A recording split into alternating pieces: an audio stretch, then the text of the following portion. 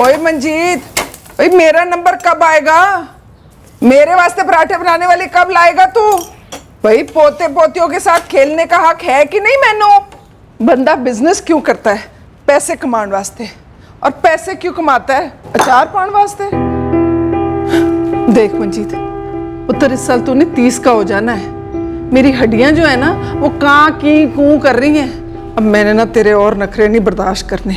इस साल जब तेरा बर्थडे का केक कटेगा ना तो पहला स्लाइस जो है ना वो तूने अपने हाथों से अपनी वोटी को खिलाना है। और ये बात तू लिख के ले ले। ना पुत्र जी ना, ऐसे घूर के तो देख मत, मेरी सेहत को कोई असर नहीं होने वाला। लो जी, अब ये रोनी बूथी बनाने की क्या जरूरत है? मेरे को कोई फर्क नहीं पड़ता। पुत्र तू समझता क्यों नहीं? ये बीजी की रूम सर्विस ना हमेशा नहीं रहने वाली। एक दिन तूने घंटी बजानी है, बीजी परांठा, बीजी लस्सी, बीजी पजामा, बीजी पजामे दा नाड़ा। और बीजी ने नहीं आना है क्योंकि बीजी ने तो टुर जाना है उत्ते बाबा जी के घर। फिर कौन संभालेगा तुझे पुत्र? कौन प्यार करेगा तुझे?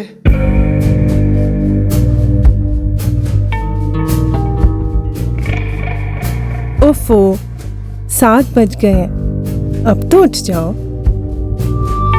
लो आपकी चाय। मूली के परांठे और शलगम गोभी का अचार है, आपकी फेवरेट है ना? तो फिर आ जाओ जल्दी से।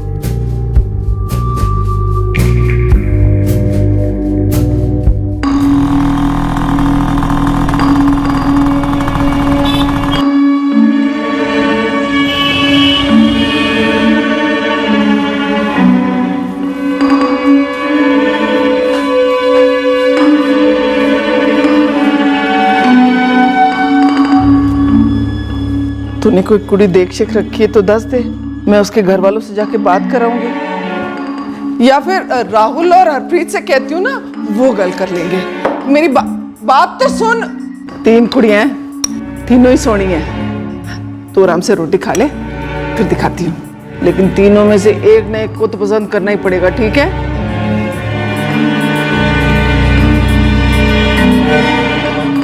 सरसों का साग और मक्के की रोटी है और खीर भी है नीचे। सर जी 32 इंच का टीवी का बिल बनाना है। सर जी, सर जी, सर जी बिल। आज तो बोनी में 32 इंच का टीवी बिका है सर जी। आज का दिन तो बड़ा ही अच्छा जाने वाला है।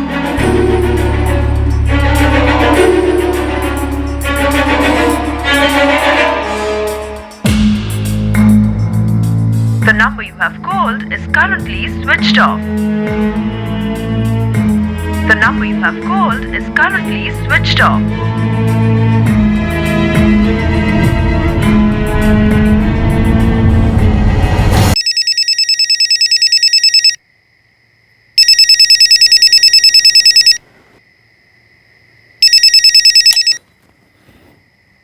जी परमजीत आंटी। सॉरी राहुल पुत्र, इतनी रात को फोन किया ना इसीलिए। नहीं नहीं आंटी जी कोई बात नहीं, गल की है। ये मंजीत फिर कोई उधम मचा रहा है क्या? वो तो काम से घर ही नहीं लौटा। 11:30 से फोन लगा रही हूँ, उसका फोन ही स्विच ऑफ है। और आंटी जी तुसी टेंशन ना लो, कहीं मुंह फुलाकर बैठा होगा। और आप ना ये शादी को लेकर दिन रात उसकी क्लास न लिया करो। और मैं क्लास न लूँ तो और कौन ले पुत्र? माँ हूँ उसकी, 30 साल का हो गया। अपने आप को देख ले पुत्र, तू भी तो उसी की उम्र का है ना। तेरा ब्याह हो गया है, तेरा बच्चा है। तू, हरप्रीत और ऋषि कितने खुश हैं। तू नहीं चाहता कि तेरा बेस्ट फ्रेंड भी तेरी तरह खुश रहे? बिल्कुल चाहता हूँ जी, लेकिन तकदीर ने भी तो चाहना चाहिए। वो आंटी जी हर चीज का सही टाइम होता है। वो टाइम ही तो निकला जा रहा है, 30 साल का तो हो गया है। आंटी जी आप आराम से सो जाओ और उसे भी कुछ टाइम के लिए अकेला छोड़ दो। उसे ना कोई टेंशन है। कैसी टेंशन? मुझे तो बताया नहीं उसने। तेरे को कुछ बताया? दरअसल आंटी जी वो यहाँ आया था। और यार तकदीर भी तो एक चीज होती है ना राहुल, जो मिलती है वो मिलती है तकदीर से। आप चले दिल्ली और गड्डी निकल गई चंडीगढ़ और यूं अपने आप वो आपको मिल गई। ये होती है भाई तकदीर। क्यों हरप्रीत जी, सही कह रहा हूँ ना जी मैं? मंजीत आज ना कुछ ज्यादा ही पी ली है।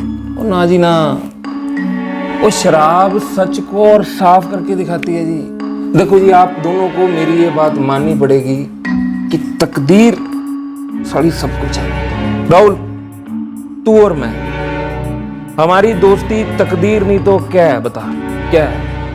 आंटी जी, मंजीत मेरे घर पहले से ही पी कर आया था, फिर और पीने की जिद कर रहा था। बैग सा गया था, उतरते ही घर वापस आ जाएगा। अब सो जाइए। कैसे सो जाऊं पुत्र, नींद कहाँ आनी है मुझे। मेरी गल का गलत मतलब मत निकालना, पर अब मंजीत पर ऐसे प्रेशर डालना छोड़ ही दें। और मेरे प्रेशर का क्या, उसका क्या होगा? काश इस दिमाग में ना प्रेशर कुकर फिट होता जो 3 सीटियां बजती और सारा प्रेशर खत्म हो जाता।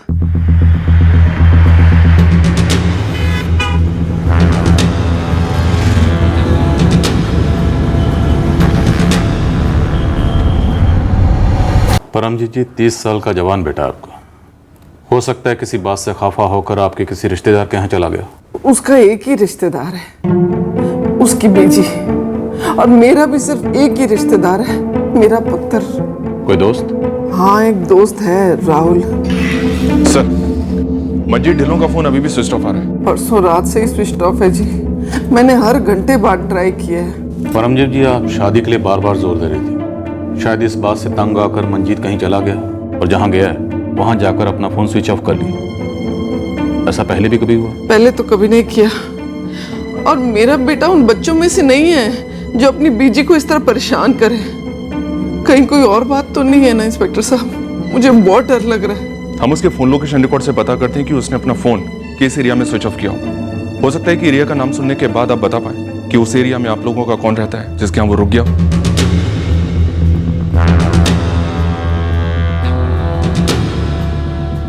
5 दिन हो गए इंस्पेक्टर साहब, फोन अब भी बंद है। क्या आपको अब भी लगता है कि वो मुझसे रूठ कर बैठा हुआ है? परमजीत जी, आप बेफिक्र रहिए, हम आपके बेटे मंजीत को जरूर ढूंढ लेंगे। मंजीत सर, ऐसा है ही नहीं कि अपना फोन बंद करके कहीं चला जाए। उसने कभी ऐसा कुछ नहीं किया। राहुल, जिस कारण के लिए उसने ऐसा किया है, हो सकता है वो भी आज तक ना हुआ हो। लेकिन सर, आंटी जी तो उसे शादी करने के लिए एक अरसे से कह रही हैं। क्या तुम्हें पता है कि उसका फोन कहाँ स्विच ऑफ हुआ? सर, मुझे कैसे पता हो सकता है? आपकी सोसाइटी से 15 मिनट की दूरी पर मीनार नगर के संत कबीर उद्यान सेक्टर नंबर 4 में। सर, मंजीत मेरे यहाँ से करीब 11:15 बजे निकल गया था। काफी पी रखी थी सर उसने, और काफी टेंशन में भी था। और आराम से चला जाऊंगा मैं, और बच्चा थोड़ा ही हूँ यार, और 30 साल का हो गया हूँ, 30 साल का। और ये बात मेरी बीजी मेरे को दिन में 10 बार याद दिलाती है। और तेरे सिवा उनका और है भी कौन? माना थोड़ा इरिटेट करती हैं, पर इरादा तो नहीं कर तेरी भलाई। हाँ भाई, कूट कूट के भलाई हो रही है मेरी, कूट कूट के। ध्यान से जाना, और घर जाते ही कोई हंगामा नहीं, चुपचाप सो जाना। ठीक है। फिर मंजीत के जाने के बाद रात को आंटी जी का मेरे पास फोन आया कि मंजीत घर नहीं पहुंचा है। देखिए ना सर, अब 5 दिन हो गए हैं, और मैं मंजीत को अच्छी तरीके से जानता हूँ। वो ऐसे फोन बंद करके कहीं बैठने वाला बंदा नहीं है। सर, अब हम सभी बहुत परेशान होने लगे हैं। वो तुम्हारे घर से अपने 2 व्हीलर पे निकला? हाँ सर, वो हर जगह 2 व्हीलर पर ही आता जाता है। मैडम, हम लोग 8:45 के आसपास अपनी दुकान को बंद करते हैं। उस दिन 9 मार्च को भी इसी टाइम पर हमने दुकान बंद की थी। तो सर जी, गुड नाइट। Good night. लेकिन उस दिन मंजीत दुकान से अपने घर नहीं बल्कि अपने दोस्त राहुल अरोड़ा के घर गया था। ये बात तो मुझे पता नहीं थी मैडम। तो तुम कह रही थी कि जब मंजीत तुम्हारे घर पर आया तो उसने पहले से पी रखी थी? जी सर, थोड़ी सी पी रखी थी। कहाँ पी होगी उसने, दुकान पर? जी नहीं सर, वो दुकान पर कभी नहीं पीता था। आप चाहे उसके असिस्टेंट संजय से पूछ सकते हैं। जी नहीं मैडम, कभी नहीं। शॉप पर तो कभी नहीं। तो मतलब मंजीत दुकान से डायरेक्ट तुम्हारे घर पर नहीं आया, वो शायद कहीं और चला गया जहां उसने शराब पी? हो सकता है सर। कौन से बार में जा सकता है, ये तो पता ही होगा तुम्हें। सर, वैसे तो रेगुलर हमारे 2-3 बार ही हैं। अब आप पूछ रही हैं तो थोड़ा याद तो आ रहा है मैडम। उस दिन सर जी ना थोड़े ऑफ मूड में लग रहे थे। मतलब कोई टेंशन थी, मतलब जैसे कि कुछ। कोई गर्लफ्रेंड या अफेयर? जी तुम्हारा नहीं, तुम्हारे बॉस मंजीत का कोई अफेयर, अभी या पहले कभी? मैडम, वो तो मुझे पता नहीं। हाँ जी, शादी का जोर तो दे रही थी जी, लेकिन आप इसको टॉर्चर वगैरह तो ना कहें जी। कहीं ऐसा तो नहीं कोई लड़की हो या कोई औरत हो जो मंजीत को पसंद करती हो, और मंजीत भी उसे पसंद करता हो, पर आप उसे पसंद ना करती? मैं मंजीत की पसंद को नापसंद कैसे कर सकती हूँ जी? मेरी तो तकलीफ ही यही थी कि मंजीत किसी लड़की को पसंद ही नहीं करता। किन्ने रिश्ते आए, किन्नी फोटो दिखाइया।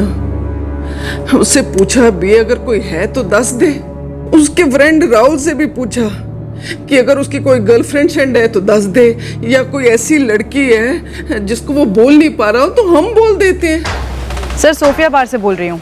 मंजीत की दुकान से 10 मिनट की दूरी पर है। मैनेजर से बात हुई। मंजीत उस रात को यहाँ आया था सर।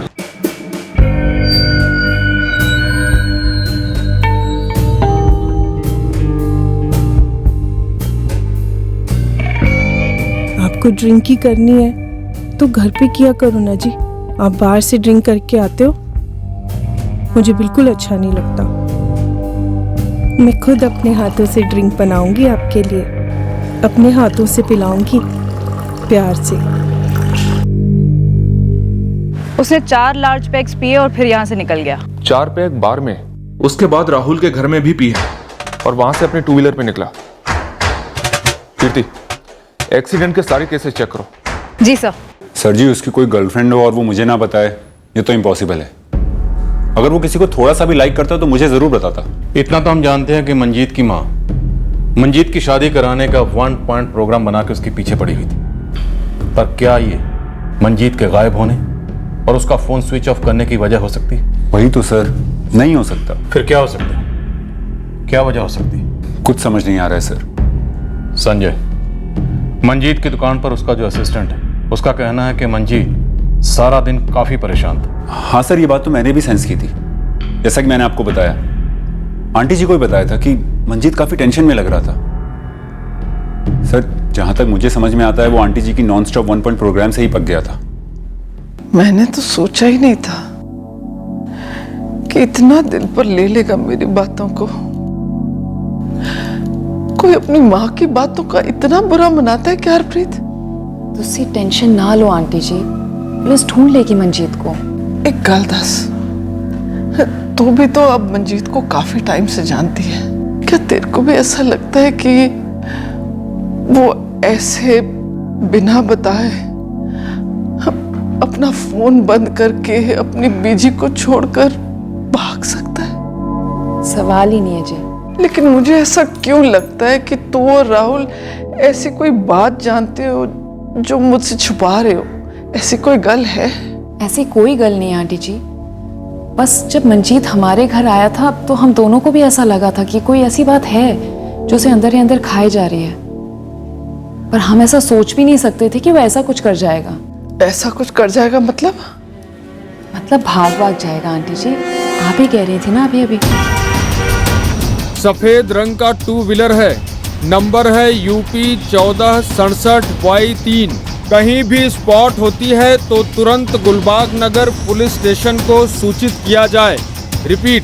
मंजीत दिमागी तौर पर स्टेबल है? सर जी, मंजीत की अच्छी खासी बड़ी इलेक्ट्रॉनिक्स की दुकान है। सालों पहले जब उसके पापा जी ने बिजनेस शुरू किया तो बहुत छोटा था। मंजीत ने उसे बढ़ाया। बचपन की दोस्ती है? नहीं सर, कॉलेज। दरअसल मैं मंजीत से 1 साल पहले ही मिला था, लास्ट ईयर मार्च में। मंजीत तकदीर और किस्मत में बहुत बिलीव करता है। उसका मानना है कि हमें भी किस्मत नहीं मिलवाया था। ओ यार मंजीत, अरे हम फ्रिज बदल रहे हैं, कोई किचन नहीं। वो क्या है, तेरी भाभी ने पुराने मॉडल के लिए खांचा बनवा के रखा हुआ था, अब वही मॉडल चाहिए उतनी कैपेसिटी का। अरे जी, मैं आपकी बात समझ गया, लेकिन मेरा स्टॉक आने में 1 महीना लग जाना जी। हाँ हाँ हाँ सर जी, सेक्टर 2 के ऋषि इलेक्ट्रॉनिक्स के पास उस मॉडल का स्टॉक पड़ा है। अरे जी, आप भी क्या याद रखोगे?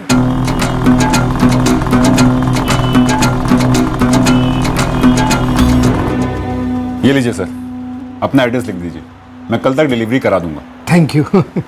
राहुल, यार हरीश जी मेरे बड़े पुराने कस्टमर हैं और बड़े ही कमाल के बंदे हैं।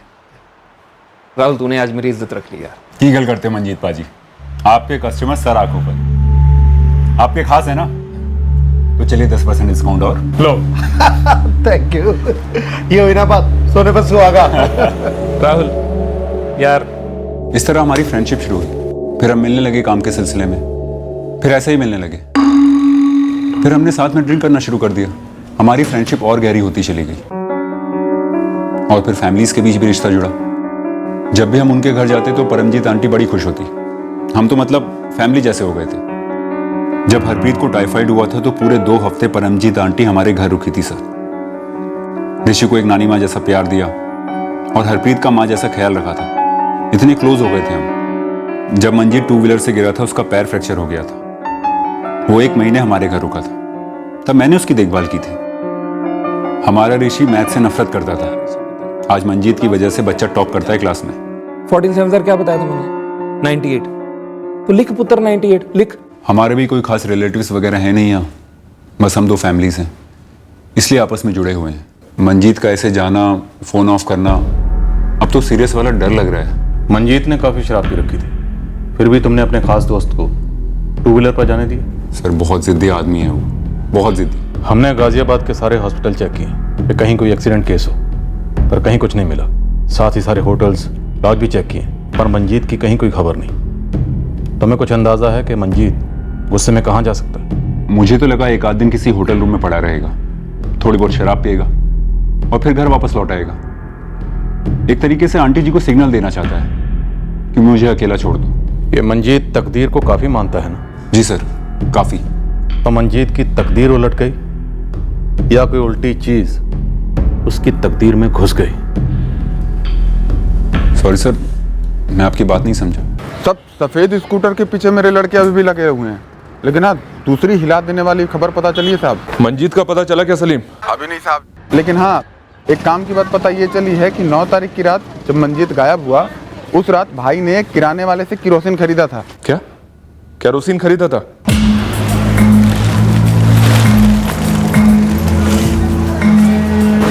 भाई साहब केरोसिन ऑयल चाहिए। कितना? 5 लीटर दे दो। कोई कैन वगैरह लायो?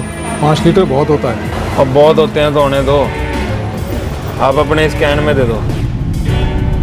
ये लो। हाँ साहब, यही आदमी था और थोड़ा पिया हुआ भी था।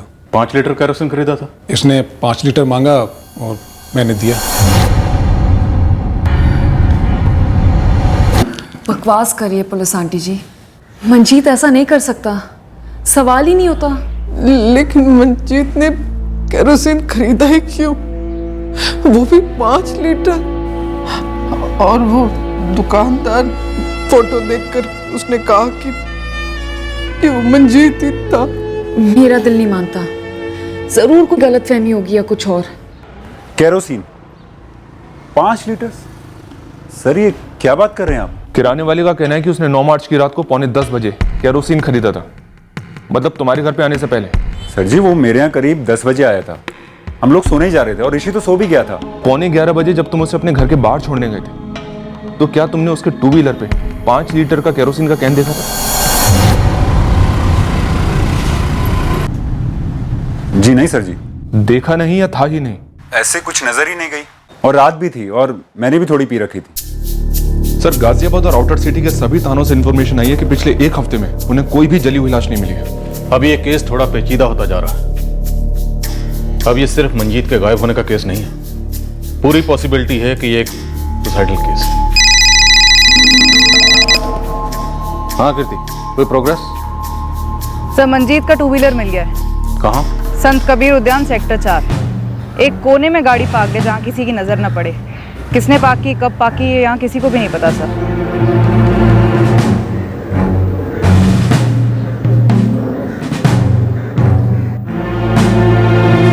केरोसिन की बू है, काफी स्ट्रांग है। एक आदमी परेशान था, उसने काफी शराब पी रखी थी और फिर 5 लीटर केरोसिन खरीदता है। ऐसे अचानक केरोसिन क्यों खरीदेगा? सर शायद सुसाइड अटेम्प्ट किया हो। पर बॉडी की कोई खबर नहीं। सुसाइड अटेम्प्ट सक्सेसफुल ना हुआ हो, ये भी तो हो सकता है। 100% कोई और कारण रहा होगा। मतलब माँ का टोकना एक लेवल की परेशानी होगी, लेकिन यूं गायब हो जाना, सुसाइड अटेम्प्ट करना, कहीं ऐसा तो नहीं कि मंजीत खुद एक प्लान करके कोई नाटक रच रहा हो? इतना भयंकर नाटक, वो भी अपनी माँ को डराने के लिए, ताकि वो प्रेशराइज करना बंद कर दे। दरअसल जो हुआ था कि वो एग्जैक्टली वही था जिसका हम अंदाजा लगा रहे थे, या बात कुछ और थी? इस बात की कोई भी कंफर्मेशन उस वक्त हमारे सामने नहीं थी। मंजीत भयंकर नाटक कर रहा था या वाकई कुछ भयंकर हुआ था, उस वक्त हमारे सामने सिर्फ थ्योरीज और एंगल्स थे। सर 2 व्हीलर छुपाया गया, केरोसिन खरीदा गया, प्लानिंग तो तगड़ी नजर आती है। सर जहाँ 2 व्हीलर छुपाया गया था संत कबीर उद्यान में, उसी के पास मीनार नगर में मंजीत का फोन स्विच ऑफ हुआ था, सेक्टर 4 में। और मंजीत के फोन रिकॉर्ड्स में हमें कोई सस्पिशियस नंबर नहीं मिला। किसी यंग लड़के का तो बिल्कुल नहीं। सर हो सकता है माजरा यंग लड़की का हो ही नहीं, यंग लड़के का हो। यू मीन हो सकता है मंजीत गे हो, इसी वजह से वो अपनी माँ को शादी के लिए मना कर रहा था और असली वजह नहीं बता पा रहा था। पॉसिबल है सर। संजय, जो सुन रहा हूँ सच है क्या? मंजीत गायब हो गया? हरीश जी पता नहीं सर जी कहाँ गायब हो गए, यहाँ मेरी लगी पड़ी है। ऊपर से पुलिस के सवाल भी और अजीब होते जा रहे हैं। ये कैसा सवाल है मैडम? पहले आप पूछ रही थी कि गर्लफ्रेंड है, अब पूछ रही है बॉयफ्रेंड है। मतलब बेडरूम में वो क्या है, मेरा उससे क्या ताल्लुक हो सकता है मैडम? मैं तो ईमानदारी से अपनी सर्विस करता हूँ, 3 साल से कर रहा हूँ। और जब सर जी दुकान पे नहीं होते तो मैं ही दुकान को संभालता हूँ, जैसे अभी संभाल रहा हूँ। इसके अलावा तो मुझे कुछ नहीं मालूम मैडम।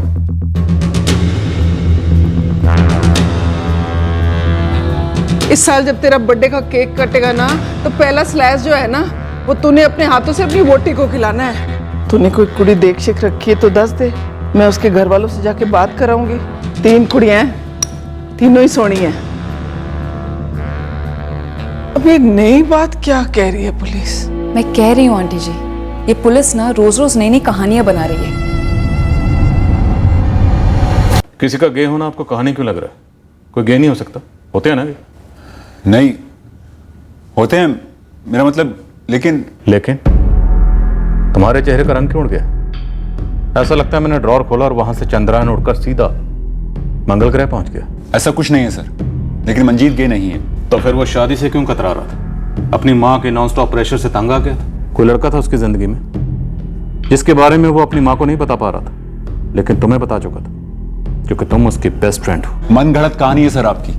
मंजीत की लाइफ में ना ही कोई लड़का था ना ही कोई लड़की, और गे तो वो किसी एंगल से नहीं था। मैं उसको अच्छी तरीके से जानता हूँ। बहुत अच्छी तरह से जानते हो ना? जी सर, बहुत अच्छी तरीके से जानता हूँ। तो फिर ये क्यों नहीं जानते कि उसने 5 लीटर केरोसिन क्यों खरीदा? वो गायब क्यों हुआ? अपना फोन क्यों स्विच ऑफ किया और अपना 2 व्हीलर क्यों छुपाया? मेरे पास कोई सवालों के कोई जवाब नहीं है, लेकिन मुझे इन सवालों के जवाब चाहिए कि मेरा दोस्त मंजीत है कहां और किस हाल में है।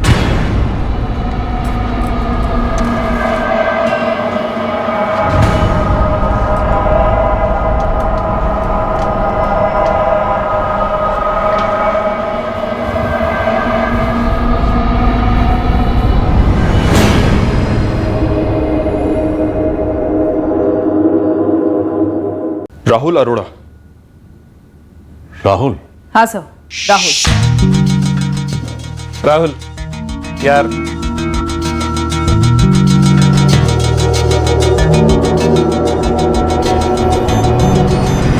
सर देखा जाए तो इस केस में कोई संदिग्ध नहीं है, बस चंद किरदार हैं।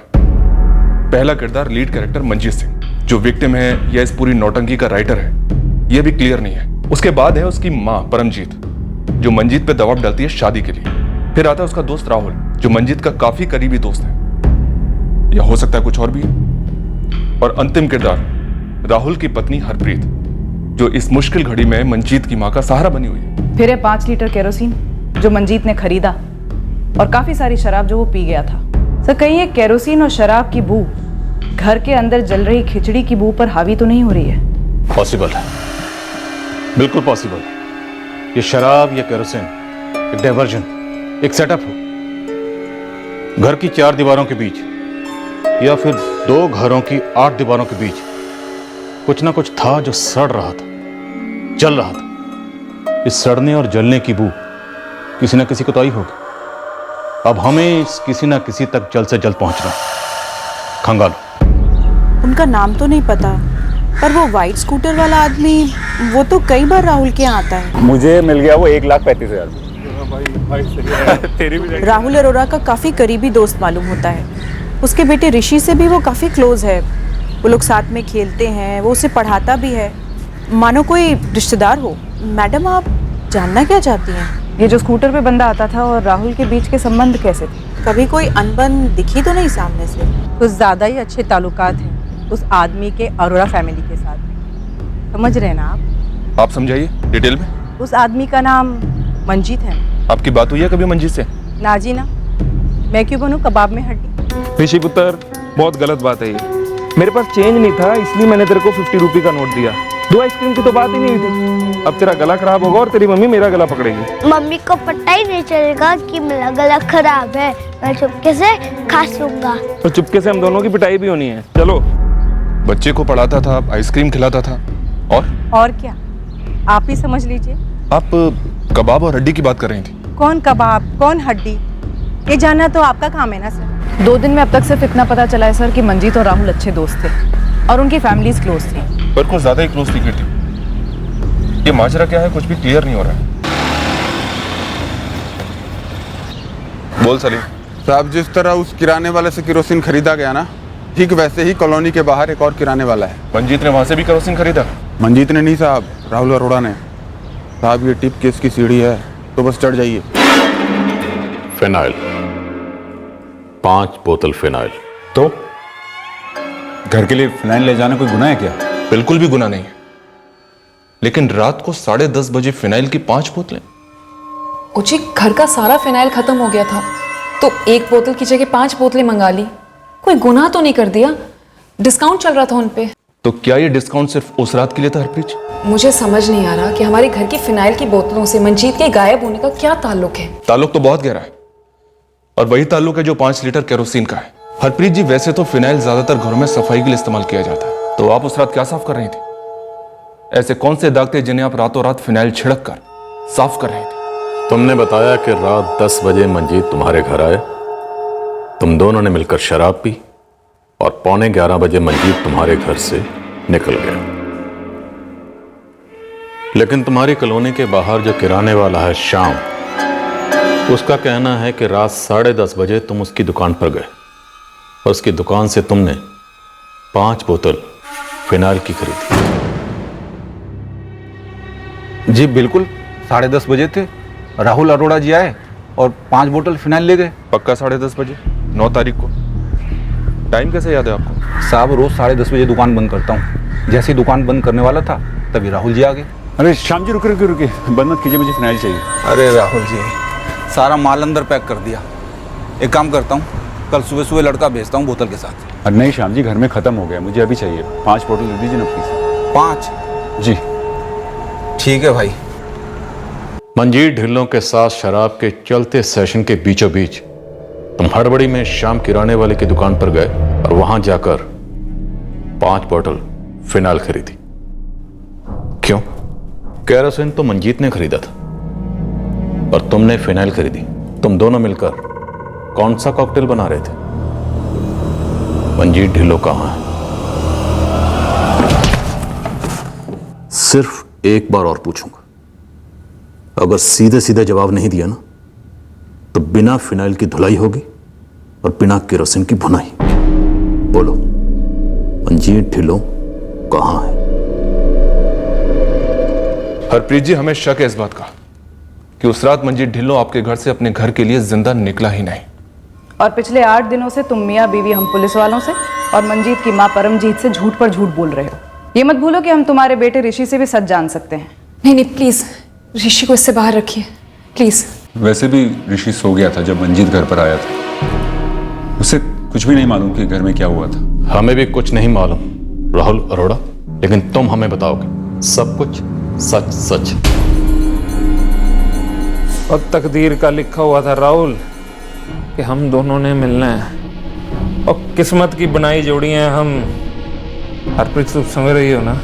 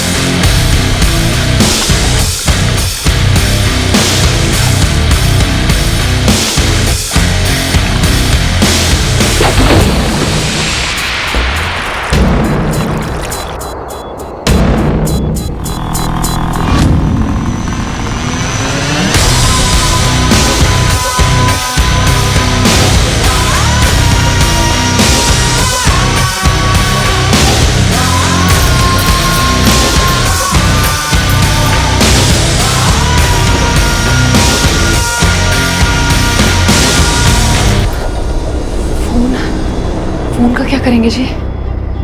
मैंने उसका सिम निकाल के फेंक दिया है। तुमने घर अच्छी तरीके से साफ कर दिया है ना? हाँ जी, कोई दाग वाग नहीं दिखेंगे कभी। रामचरण, मुझे 6-7 सफाई कर्मचारी चाहिए और एक जेसीबी का अरेंजमेंट करो मीनार नगर के पास वाले नाले पर। हाँ, लाश है इंसान की, नाले से निकालनी है। राहुल अरोड़ा, जुर्म के दाग इतने भी हल्के नहीं होते कि फिनाइल से मिटा दिए जाए। मंजीत से इतनी गहरी दोस्ती, फिर उसका कत्ल क्यों किया? दोस्ती तो गहरी थी सर, लेकिन मंजीत की नीयत हल्की पड़ गई थी। कैसे? ब्लैकमेल कर रहा था कि तुम्हारी बीवी हरप्रीत को सब कुछ बता देगा। मंजीत पागल हो गया था सर, रिश्तों की सारी हदें पार कर दी थी उसने। ऐसी कौन सी हदें पार कर दी थी उसने कि आपने भी इंसानियत की सारी हदें पार कर दी? कत्ल कर दिया उसका? नहीं सर, आप गलत समझ रहे हैं। कुछ नहीं समझना मुझे, सिर्फ सुनना है कि तुमने मंजीत ढिल्लों को क्यों मारा। नहीं सर, उसको मारने का कोई इरादा नहीं था, लेकिन वो मेरे और हरप्रीत के सर पे चढ़कर भंगड़ा करने लगा था। और उस रात 9 तारीख को तो जैसे हद ही हो गई थी नौटंकी की, और उससे 3 रात पहले 6 तारीख को तो समझिए पूरी रिहर्सल हो चुकी थी।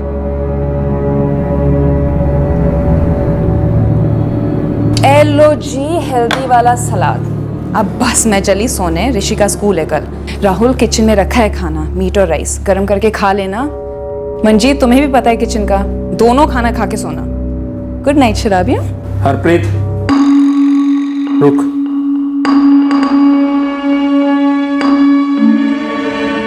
हरप्रीत, मुझे शादी करनी है तुमसे। I am serious, I love you. Shut up Manjeet, मुझे ऐसे जोक्स पसंद नहीं है। जोक नहीं कर रहा हूँ, मुझे तुमसे शादी करनी है। और बस ओए हरप्रीत, तू जा, फाइनल वाला गुड नाइट, इसे मैं संभालता हूँ। बैठ, ज्यादा चढ़ गई तुझे आज। और मेरे को सच में शादी करनी है यार हरप्रीत से। तो तू मुझसे मेरी बीवी का हाथ मांग रहा है? सच में? आहो सच में। वो तेरे साथ आज के बाद शराब ही नहीं पी, वो तेरी औकात ही नहीं है। तू मतलब तू निकल, अबे तू निकल, तू घर जा। राहुल, तो एक मिनट जीते, इस बारे में कल बात करेंगे। तू घर, तो इस बारे में कल बात करेंगे, तू निकल। और यार वो मेरे लिए बनी है यार। एक मंजीते बहुत हो गया, एक शब्द और बोला था 32 ही तोड़ के तेरे हाथ में दे दूंगा। और यार तू समझ ही नहीं रहा। नहीं समझना मुझे, तू बस एक बात समझ कि तुझे मेंटल ट्रीटमेंट की जरूरत है, वरना कोई किसी आदमी को उसकी वाइफ के साथ शादी करने का प्रपोजल नहीं देता नॉर्मल लोगों की दुनिया में। चल बाहर निकल। यार राहुल, तू जा, तू कल बात करेंगे। और यार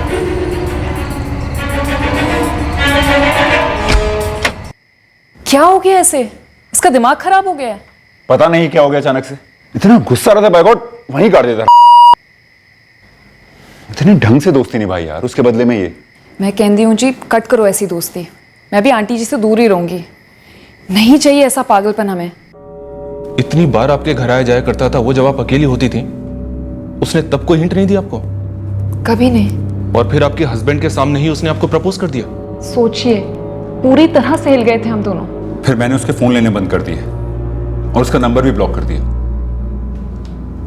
लेकिन एक बात समझ में नहीं आई, मंजीत ने इतना बेहुदा प्रपोजल रखा कैसे, वो भी तुम्हारे सामने? क्योंकि सर जी वो सटिया गया था। उधर आंटी जी शादी कर लो वाली सीडी लूप पर बजा रही थी और इधर इसने निशाना बनाया मेरी वाइफ को। और सर जी 3 दिन बाद उसने तो हद ही पार कर दी।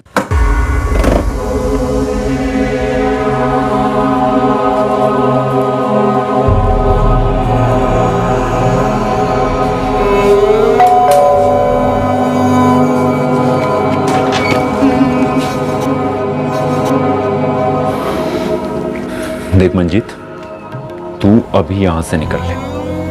मैं तुझे बता रहा हूं, मेरे दिमाग में पागलों वाला गुस्सा भरा हुआ है। रब्बी सौ मैं कुछ कर दूंगा तेरे साथ, तू यहां से निकल ले। माचिस और तीली है मेरे पास,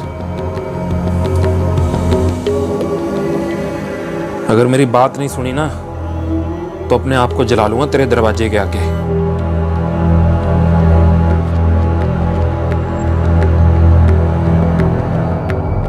सर से पांव तक कैरोसिन से भीगा हुआ था वो। कैरोसिन ऑयल चाहिए, ये लो। और सर जी पिया भी हुआ था, और मैं नहीं चाहता था कि घर के बाहर वो कोई पागलों वाली हरकतें करे, इसलिए मैंने उसे घर के अंदर ले लिया। सर जी घर के अंदर तो उसने हद ही पार कर दी। और मेरे हाथों से माचिस छीन ली तूने, तेरे को क्या लगता है कुछ नहीं होना? और बाहर मेरे स्कूटर में माचिसों का पैकेट पड़ा है। पागल हो गए हो मंजीत? मैं आंटी जी को फोन करके बताऊं कि क्या बदतमीजी कर रहे हो तुम? वो कमाल की बात है, वो शादी के लिए हाथ मांगना कब से बदतमीजी होगी भाई? और बाकी रही बात बीजी की, तो जाओ बता दो बीजी। और बीजी तो खुद रट लगाए हुए हैं दिन रात की मंजीत मेरे लिए बहू ला दे, मेरे लिए बहू ला दे। आज मैंने बोल देना है कि ये रही आपकी बहू सोनी हरप्रीत। ओए मंजीत, इतना अच्छा चल रहा है दोनों फैमिलीज के बीच, तू क्यों उसे बिगाड़ रहा है? यही कीमत है हमारी दोस्ती की। और किस्मत की बनाई जोड़ी है हम दोनों की। हरप्रीत तुम समझ रही हो ना, मैं और राहुल और मैं मेड फॉर ईच अदर हैं। और हमारी दोस्ती तकदीर का चुना हुआ एक रास्ता है। और मंजिल तो शुरू से ही हरप्रीत थी, और तू तो सिर्फ एक जरिया था। और अब जब मैं और हरप्रीत मिल गए हैं तो तेरा कोई काम नहीं है भाई, तू निकल। देख मंजीत, आज मैं तेरे साथ तेरे घर चल रहा हूँ। मैंने आंटी जी को सब कुछ बता देना है कि तू सटिया गया है। हम दोनों आंटी जी की इतनी इज्जत करते हैं, इतना प्यार करते हैं उनसे। तू चल चल मेरे साथ। तू चलो साइड पे हो जा। हरप्रीत तू जा कोई ढंग के कपड़े पहन के आ। हम लोग वैसे चलेंगे, बीजी को पैरी पोना करके आएंगे। और तुझे आइडिया भी नहीं है कि वो बेचारी कितनी खुश हो जाएगी जब उसे पता चलेगा कि तुमने हाँ कर दी है और हम दोनों शादी कर रहे हैं। और शादी हो चुकी है इसकी मेरे साथ। हमारा एक बच्चा, एक घर है। ये बात तेरे भेजे में घुसती क्यों नहीं आइडिया? और नहीं जाती। और मेरे दिमाग में, मेरे दिल में कोई बात नहीं जाती। और हरप्रीत मेरी बीवी बन चुकी है। और दिन रात सुबह शाम हर सेकंड वो मेरे साथ होती है। और हम दोनों एक दूसरे को इतना प्यार करते हैं कि तू कभी सपने में भी नहीं सोच सकता। वो हरप्रीत मेरी है। ओफो, 7 बज गए, अब तो उठ जाइए। लीजिए आपकी चाय। मूली के पराठे हैं, शलगम और गोभी के अचार के साथ। चलिए जल्दी आ जाइए। ओए हरप्रीत ऑलरेडी मेरी पत्नी बन चुकी है। ये बात मुझे मालूम है, इसे मालूम है, पूछ इसे। राहुल, हम इस पागल को क्यों झेल रहे हैं? इसे अपने घर के अंदर आने ही क्यों दिया? जब हम दोस्त थे तो वो हर रोज हमारे घर आता था, मानो जैसे उसका अपना ही घर हो। हक से आता, हक से रहता। शजी, शुरू में मुझे थोड़ा अजीब लगता था कि वो कैसे इतना समय हमारे घर में बिता सकता है, कैसे मेरी बीवी मेरे बच्चे के साथ इतना घुल मिल सकता है। लेकिन उस रात तो वो ऐसे बातें कर रहा था जैसे मैंने उससे उसका हक छीन लिया हो, जैसे मैं बाहर वाला हूं और मेरी गृहस्थी उसकी हो। गलती मेरी है सर, मगर सोचा नहीं था कि इतनी महंगी पड़ेगी। कैसी गलती? जब मंजीत का एक्सीडेंट हुआ था तो वो हमारे घर आके रह रहा था। पता नहीं कब, क्यों, मगर हम दोनों के बीच। हरप्रीत, ओए अब तो हट जा मेरे रास्ते से। ओए वो दिल से, जिस्म से मुझे ही अपना मर्द मानती है। और बाकी रही बात ऋषि की, तो ऋषि को मैंने गोद ले लेना है। तो वो ऑलरेडी मुझे ही अपना पापा मानता है, काफी क्लोज है वो मेरे। और भाई अब यहाँ तेरे लिए कुछ नहीं बचा। और क्यों तू मेरा हक मार रहा है, क्यों? सर, मंजीत की बॉडी मिल गई है। नाले में कहीं आगे बह गई थी, टनल के एक कीले से अटक गई थी। अगर हम नहीं ढूंढते तो क्या ये सफाई वाले कभी नाला साफ नहीं करते? लाश इतने दिनों पहले डंप हुई थी। सर, नाले की टनल में काफी कचरा जमा हो गया था। वो लोग कह रहे थे कि 1-2 दिन में सफाई करने ही वाले थे। लाश की कंडीशन क्या है? सर, बॉडी को प्लास्टिक और बेडशीट्स में लपेटा गया था, इसलिए पानी से कांटेक्ट कम हुआ है। डिकम्पोज हुई है, फिर भी उतनी बुरी हालत नहीं है। शिनाख्त आसानी से हो जाएगी सर।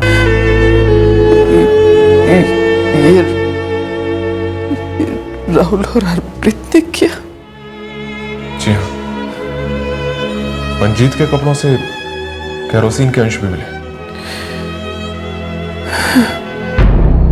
वाह पुत्र जी, क्या नाटक किया ना मेरे साथ। मेरे पुत्र को जान से ही मार डाला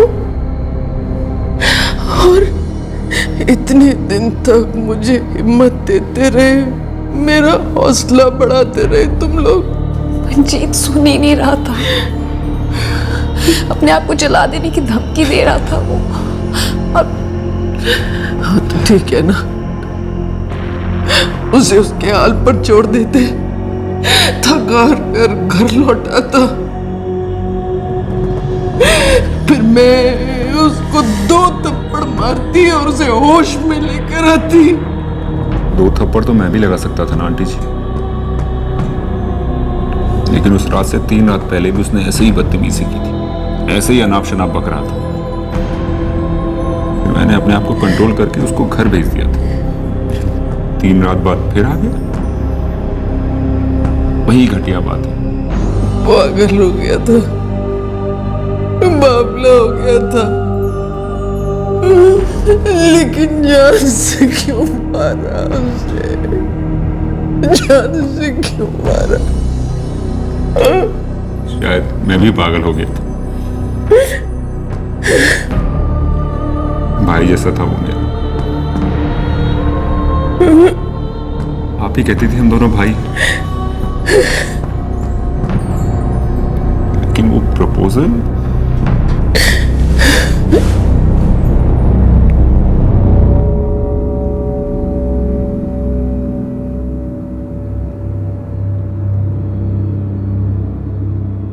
ऐसे जुर्मों को कैसे रोका जा सकता है जो घर की 4 दीवारों के बीच आपसी रिश्तों के कारण हो जाते हैं? मुश्किल है। अब कोई कैसे बता सकता है कि सामने वाले के दिमाग में कौन से भयंकर ख्यालों ने डेरा डाल के रख रखा है, जो कभी भी किसी वक्त एक संगीन जुर्म बनकर उमड़ सकते हैं। अब इस बात का अनुमान अगर कोई लगा सकता है तो खुद वो इंसान।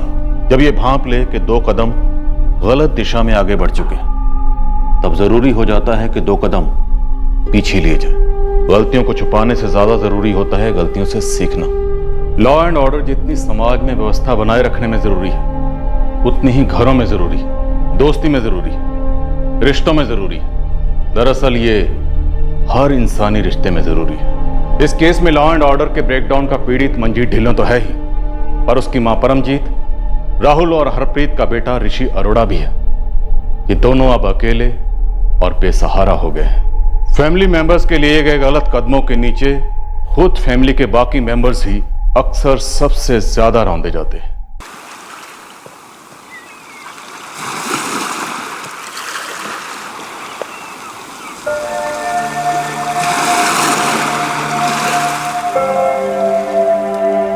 आपके चहेतों के पापों के हिसाब कभी कभी आपको ही देने पड़ते हैं।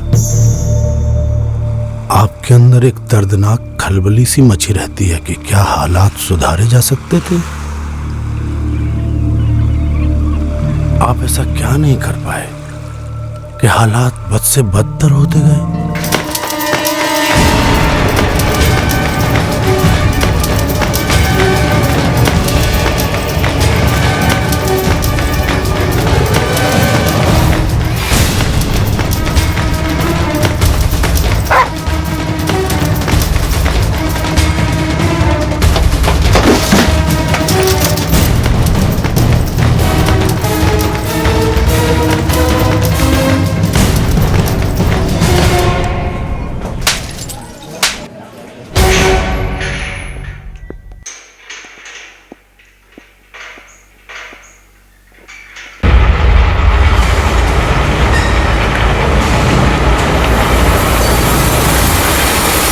लक्ष्मण दादा।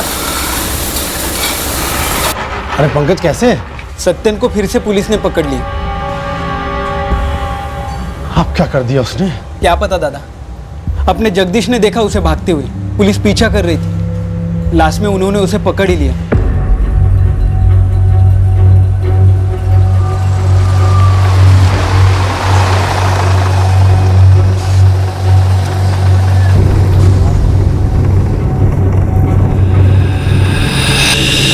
तेरा भाई सत्य ने एक ज्वेलरी शॉप में घुसा, लिया कुछ नहीं, लेकिन वहां से निकलते वक्त सुमड़ी में 2 चेन अपनी जेब में डाल के निकला।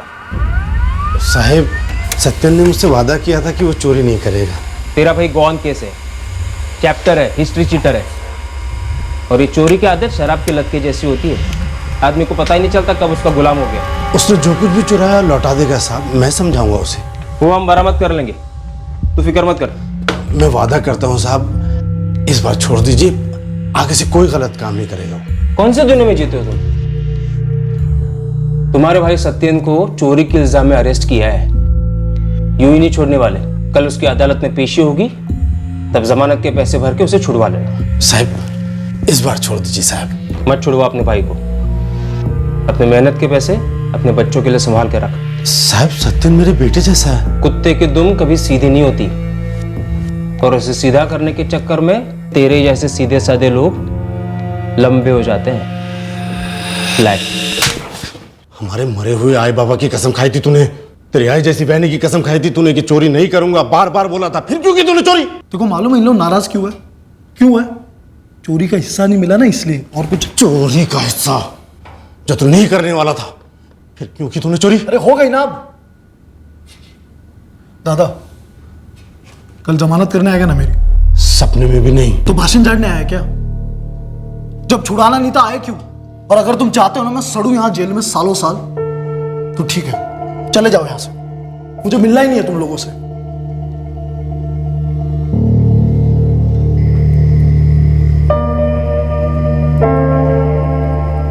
जमानत के लिए कितने पैसे लगेंगे?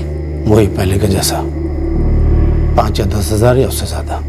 शंभू भाव से वापस मांग कर देखो, उधार पे। जहां मुझे इसकी और जमानत नहीं करवानी है। और सो नकाओ बोलू, जेल में तो और कट्टर बन जाएगा। पहले उसे बाहर लाते हैं, पहले 2 कस के चमाट तो मैं खुद उसे लगाऊंगी, फिर शिरडी या कहीं ले जाकर उसे वापस कसम दिलाते हैं कि फिर गलत रास्ते पे नहीं जाएगा वो। हमारे कहने से गलत रास्ते पे निकला था, जो हमारे कहने से नहीं जाएगा। लेकिन आप खाना तो खाइए। नहीं खाना है मुझे।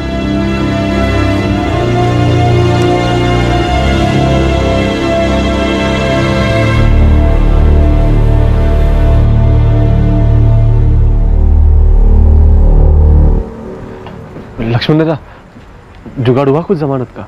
अरे इस बार तो हो गया, वो शंभू भाव ने उधार दे दिया। पंकज, जगदीश, मुझे तुम दोनों की मदद चाहिए। अरे बोलो ना दादा, क्या करना है? सत्यन को सुधारना है। दादा हम लोगों ने क्या कम ट्राई किया होगा क्या? तो फिर से करो ना। तुम लोग तो उसे बचपन से जानते हो, तुम लोग जैसी नौकरी करते हो उसे भी कहीं काम पे लगा दो। 2 पैसे कमाएगा, काम में लगा रहेगा, तो चोरी की आदत अपने आप छूट जाएगी। बस इस काम में मेरी मदद कर दो। आप हाथ क्यों जोड़ रहे हो? हमें भी तो उतनी फिक्र है सत्यन की जितनी आपको है। दादा हम लोग ना फिर से कोशिश करते हैं सत्यन को लाइन पे लाने के लिए। इस बार मैं पिघलने वाला नहीं हूं। सीधे कह दूंगा सत्यन से, अपना काम शुरू कर, नहीं तो रास्ता ले। कमा खा अपना।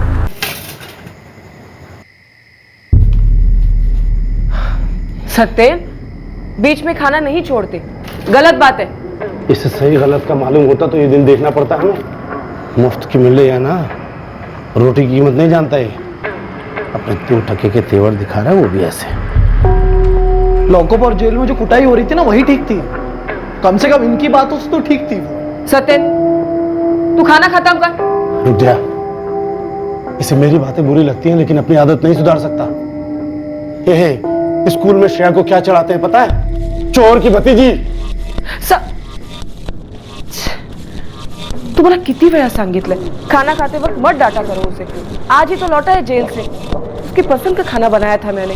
उसकी पसंद बहुत भारी पड़ गया। बचपन में जब पहली बार चोरी की थी ना, तभी दांत तोड़ देने चाहिए थे। ये दिन देखना ना पड़ता। अरे अभी आप भी बिना खाए चल दिए, क्या हो क्या रहा है?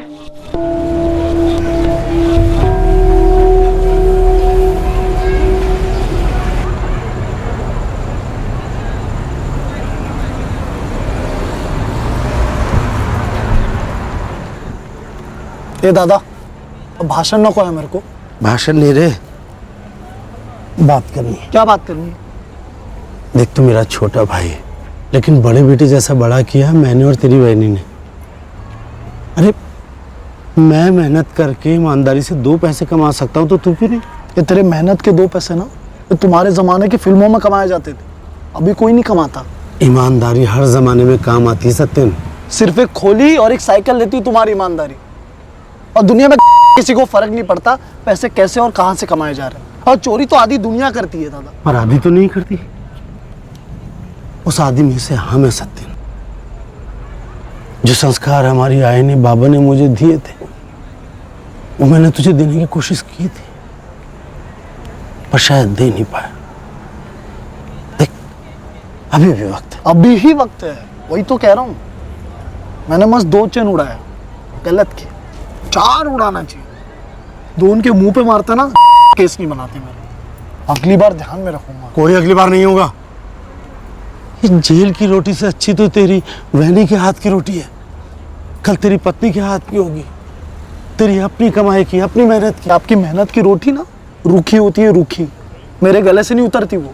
एक दिन मैं तेरे को, वहनी को और श्रेया को 5 स्टार होटल ले जाऊँ। वहाँ बैठ के रोटी खाएंगे अपन। स्टाइल में टिप देंगे वेटर को, स्टाइल में बैठेंगे। समझना बात को। या तू ये चोरी की आदत छोड़ या मुझसे रिश्ता तोड़ दे। मैंने वो पंकज और जगदीश से बात कर ली है, वो तेरे लिए कोई नौकरी ढूंढने में मदद करेंगे। अब तो काम कर, कमा और आदमी बन के घर आ। वो पंकज और जगदीश मेहनत करते हैं, और ड्राइवरी में काय की मेहनत, काय की कमाई। वो दोनों भी यही खोली में सड़ेंगे और यही मरेंगे।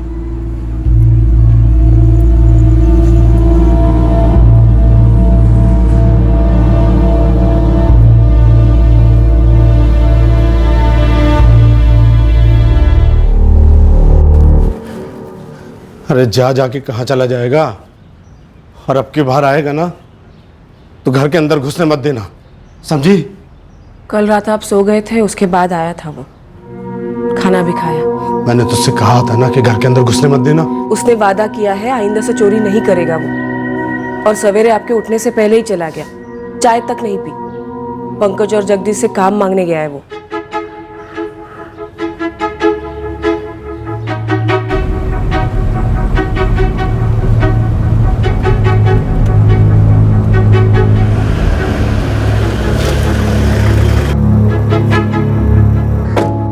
Thank you.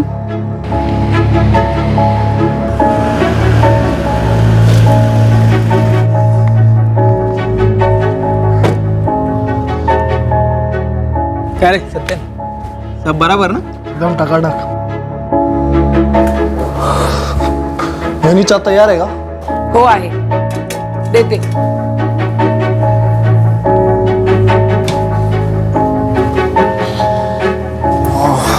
ये लो, तुम्हारे फेवरेट कांदा पोहे किए हैं। अरे झकास।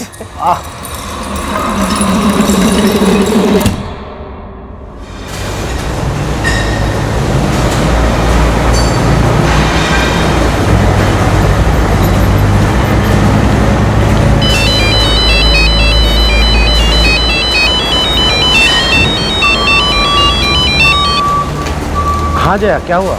सत्यन अभी तक नाइट शिफ्ट से लौटा नहीं है। अरे एक्स्ट्रा ड्यूटी पे लगा दिया होगा। मैं कितनी फोन लावले त्याला, उसका फोन भी बंद आ रहा है। अरे बैटरी खत्म हो गई होगी, आ जाएगा। कुछ देर बाद ट्राई कर लेना है।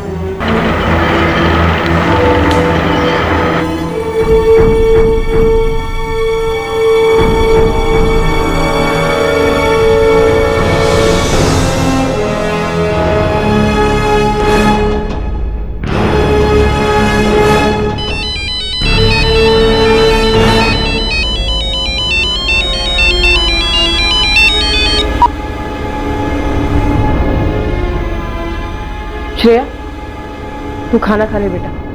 तेरे बाबा फोन नहीं उठा रहे। काका भी नहीं घर लौटे, बाबा भी नहीं आए। कहाँ गए होंगे बाबा? गए होंगे शायद तेरी काका की खबर लेने।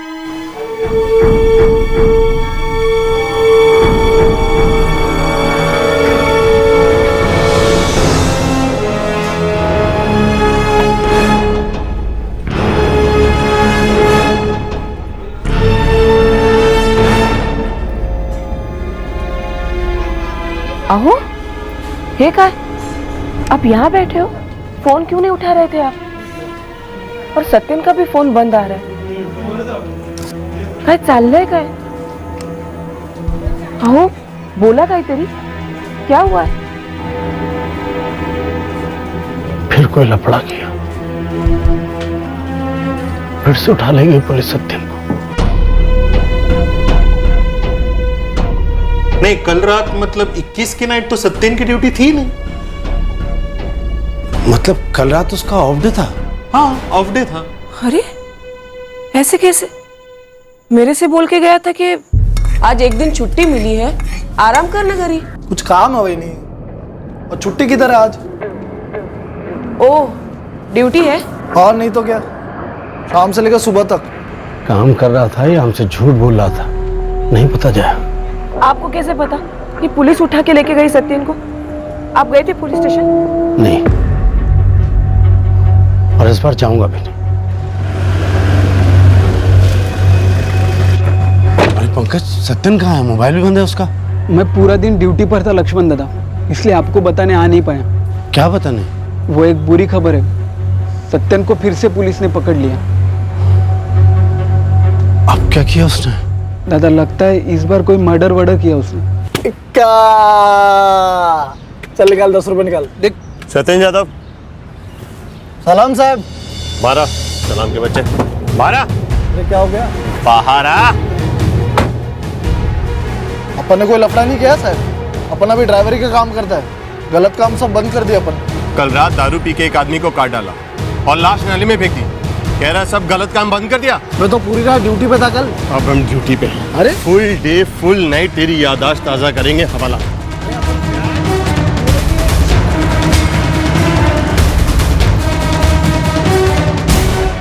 मर्डर? हो दादा, वो कांस्टेबल ऐसा ही कुछ बोल रहा था कि किसी नाले के पास।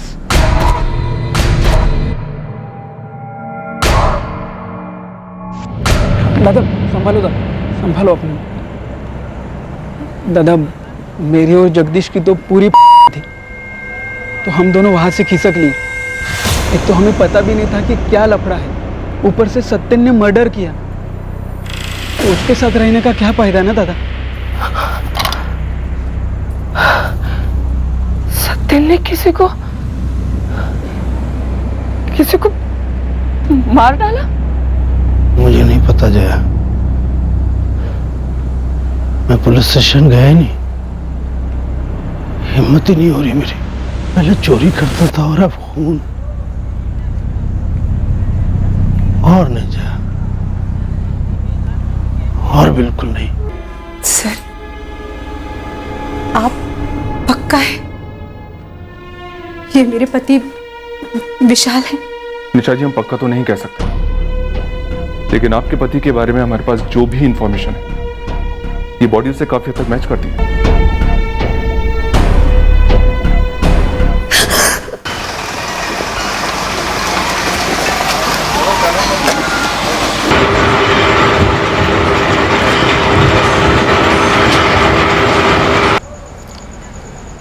कुछ पता चला किसको मार डाला सत्यन ने?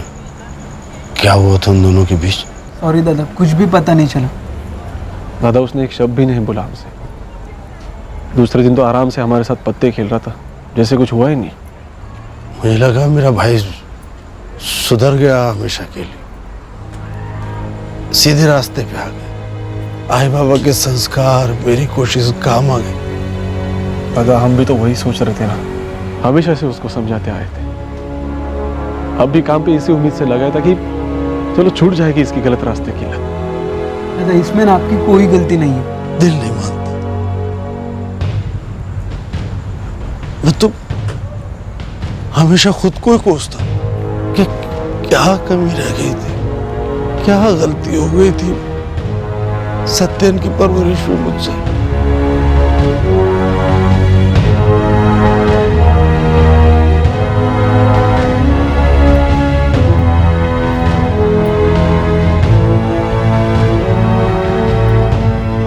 एक महीने के ऊपर हो गया है, सत्यन अभी तक बाहर नहीं आया। मर्डर किया, कैसे बाहर आएगा मुझे नहीं पड़ी। सरने दो से। देखिए, मैं दिल से बोलती हूँ, हमारा सत्यन किसी की जान नहीं ले सकता। आप उसके बड़े भाई हो, बेटे जैसा है हमारे, जिम्मेदारी है ना हमारी। चोर था, अब खून ही हो गया है। आप एक बार मिल तो लो, पुलिस वालों से बात तो कर लो, शायद उन्हें कोई गलत फहमी हुई हो। डर लगता है मुझे, कहीं ऐसा ना हो सत्यन के जुर्म के चक्कर में हम ही लोग लपेटे में आ जाए। क्यों नहीं समझ रहा था वो जो कर रहा था, उस सबसे ज्यादा परेशानी हमें हो रही थी, मुझे हो रही थी।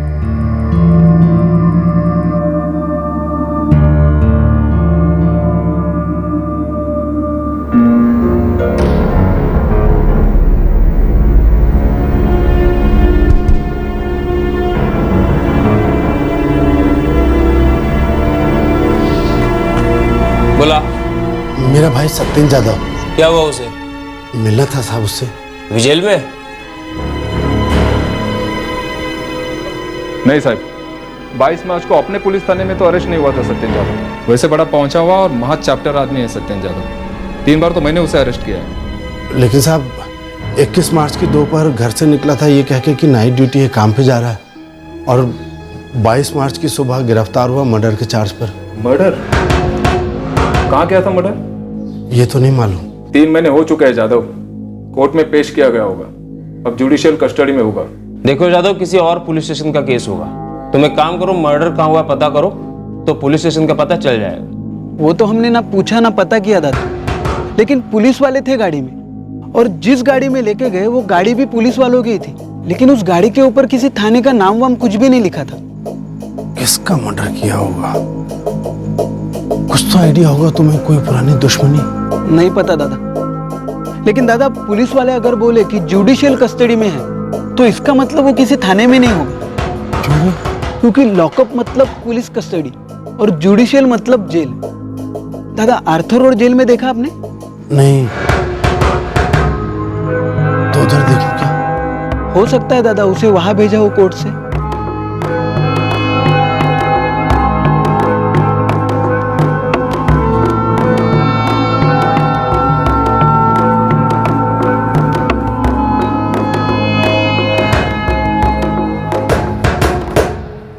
और कोई नाम है क्या? जी क्या मतलब? मतलब चोरी के लिए सत्यन जादव, मर्डर के लिए रामन राघव, ऐसे कुछ अलग अलग नाम से काम करता है क्या तेरा भाई? नहीं ऐसा तो नहीं है साहब। तो एक एक फोटो को इतनी बारीकी से क्या टुकुर टुकुर देख रहा है? मैं बोल लो ना तुला चेक करूं। हमारी जेल में कोई सत्यन जादव नहीं है इस वक्त। 3 महीने से ऊपर हो गया साहब।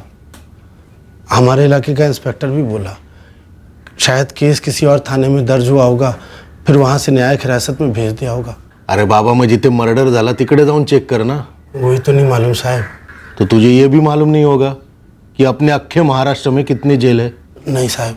मुश्किल है तेरा लक्ष्मण जादव। 8 तो सेंट्रल जेल है, ऊपर से कई सारे जिला और सब जेल है।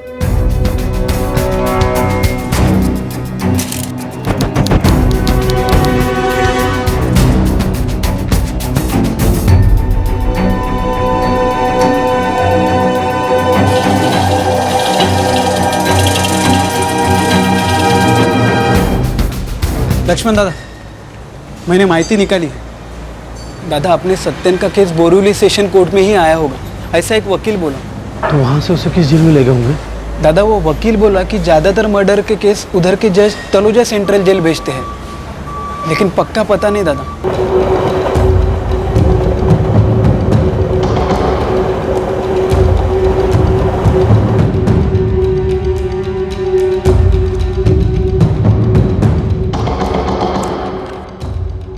लक्ष्मण जादव, एक बार तेरे को बोल दिया कि कोई सत्यन जादव नहीं है इस जेल में, तो क्यों इतनी देर से रजिस्टर चाटे जा रहा है? बोरिवली सेशन कोर्ट के वकील ने बोला शायद तलोजा जेल ही भेजा होगा। हाँ, वहां से काफी कैदी ला जाते हैं, लेकिन यह नाम सत्यन जादव नहीं है। किसका मर्डर किया था तेरे भाई ने? कहाँ किया था? लक्ष्मण, और कितनी छुट्टी दूं तुझे? अब तेरा भाई मिलने तक फैक्ट्री तो बंद नहीं कर सकते है ना? हाँ राजन भाव, समझता हूँ। अब और छुट्टी नहीं लूंगा। और अब तक जो लिए है उसका क्या? देखो लक्ष्मण, पूरे 2 महीने तक एक्स्ट्रा शिफ्ट करना पड़ेगा। एक्स्ट्रा शिफ्ट करूंगा राजन बाबू। ये तुम्हारा निजी मामला है, मैं ज्यादा कुछ नहीं बोलूंगा। तुम ईमानदार हो, मेहनती हो, और तुम्हारा भाई निकला निकम्मा, क्रिमिनल। मर्डर किया उसने, लंबी सजा हुई तो जेल से सजा काट के ही निकलेगा ना। अब तेरे उससे मिलने से उसकी सजा तो कम नहीं होगी। नहीं होगी।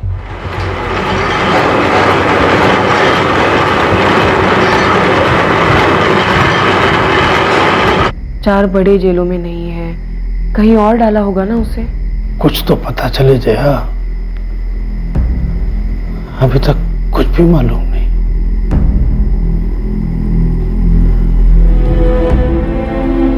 क्यों नहीं समझा पाया मैं सत्यन को सही गलत का फर्क? देखिए आप अपने आप को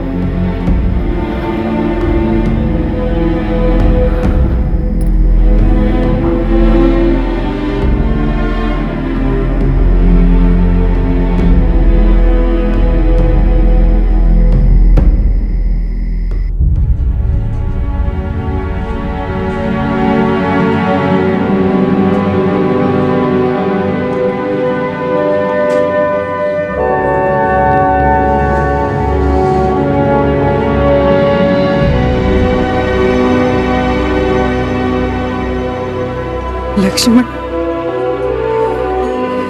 इकडे रे बड़ा। काय आई? मैं सत्य के सामने बोलना नहीं चाहती थी। अब तुझे जो मालूम है वो मुझे मालूम है। आता सगळं संपलं रे। अब मेरा समय आ गया। तू कहीं नहीं जा रही। डॉक्टर साहब ने बोला है तू बिल्कुल ठीक हो जाएगी। और मेरी बात सुन, अब तू उसके लिए बड़ा ही भाई नहीं है, अब तो उसके लिए माँ बाबा बनेगा। हो आई, आईची शपथ। आई तुझी शपथ।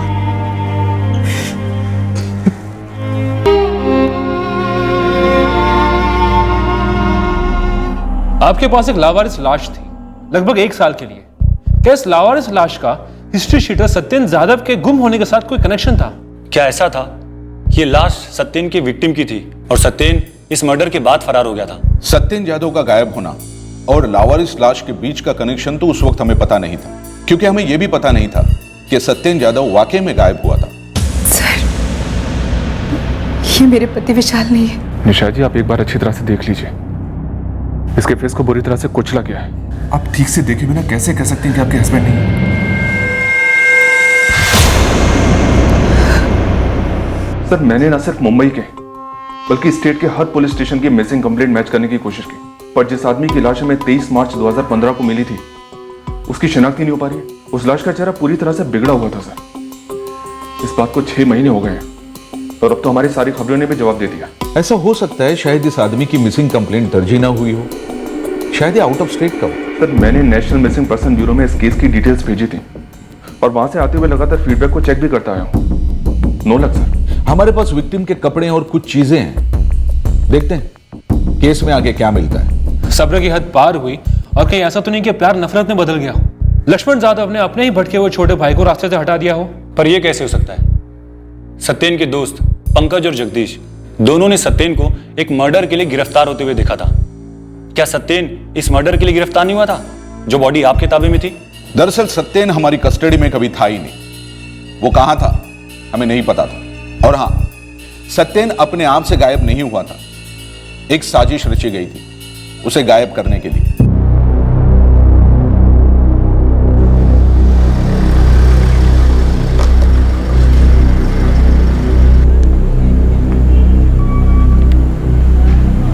यार जगदीश, आज फिर आए थे लक्ष्मण दादा। इस बार कहाँ भेजू उन्हें बोल उम्र कैद हो गया सर। यार 3 बार बोल चुका हूँ कि मर्डर केस था, हुई होंगी लंबी सजा, लेकिन यार जिद करते हैं कि कौन सा जेल और कौन सा केस।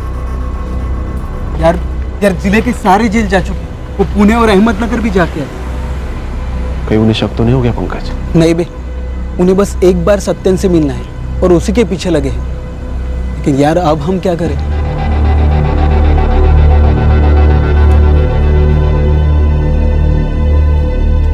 नागपुर बोल रहे हैं तो हो आने में क्या दिक्कत है? बहुत उधारी चढ़ चुकी है।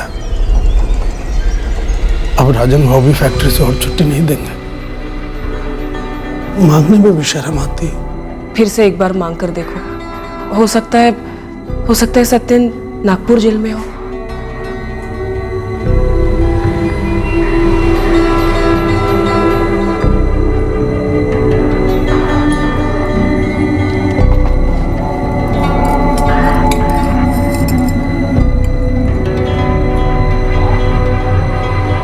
है क्या?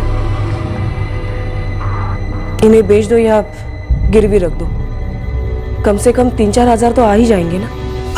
काई पण बनने, सत्यन बेटा है ना हमारा, और हमें तो पता भी नहीं कि वो कौन से जेल में है, किस हाल में है, और शायद उसने अदालत या पुलिस को हमारा नाम भी बताया नहीं होगा शर्म के मारे। काई नहीं है क्या, और नागपुर हो क्या ये?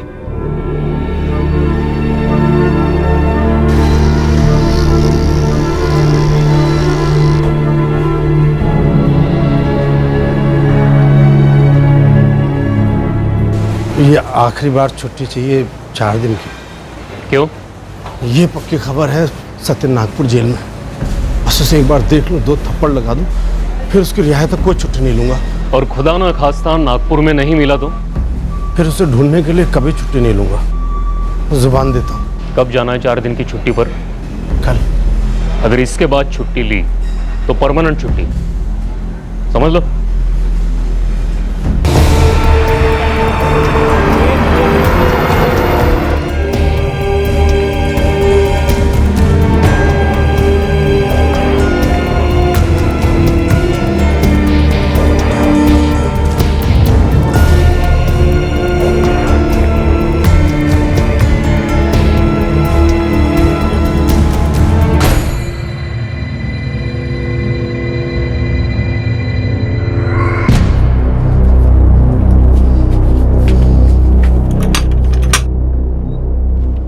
क्या बोला यार? मैंने लक्ष्मण दादा को नागपुर जेल बोला तो वो नागपुर भी चले गए। यार ये तो मतलब कौन की तरह चिपक गया है यार। अब तो कोई जेल बचा भी नहीं उन्हें भेजने के लिए। चुपचाप बैठते, शायद इसके बाद खुद ब खुद थक जाएंगे और ये अपनी जेलों की तीर्थ यात्रा भी बंद कर देंगे।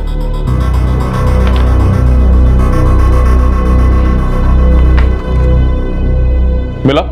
नहीं, इसमें तो नहीं है मेरे भाई का नाम। देखिए, फरवरी 2015 से अब तक के सारे कैदियों के नाम है इसमें। आप बोल रहे हो कि आपका भाई 22 मार्च 2015 में गिरफ्तार हुआ था? जी। सत्यन जाधव, और वो भी मर्डर केस में? जी साहब। ठीक है, जो भी हुआ हो, आपका भाई यहाँ तो नहीं है। आप किसी और जेल में पता कीजिए, या फिर ये पता कीजिए कि कौन सी पुलिस ने उसे उठाया था। सारे जेल हुआ है वो साहब, लेकिन मेरे भाई का नाम कहीं नहीं है। पता नहीं कौन सी पुलिस ने गिरफ्तार किया मेरे भाई को। लक्ष्मण दादा, आप सत्यन को ढूंढना छोड़ ही दो। ऐसे कैसे छोड़ दो जगदीश? बेटे जैसे छोटा भाई है मेरा। वो गलत रास्ते पे जा रहा था और मैं उसे रोक नहीं पाया। उसे मिलना मेरा फर्ज है। शायद आप उसे कभी मिल ही नहीं पाओगे दादा। ये क्या बकवास कर रहा है? कि पुलिस वाले ने उसे उठाया तो सही, लेकिन गिरफ्तारी नहीं दिखाई। या फिर लॉकअप में उसे बहुत तोड़ा होगा और उसने वहीं पर दम तोड़ दिया होगा। नहीं, या फिर ऐसे भी हो सकता है कि पुलिस वाले उसे थाने लेकर ही नहीं गए, किसी खोपचे में एनकाउंटर ना कर दिया हो उसका।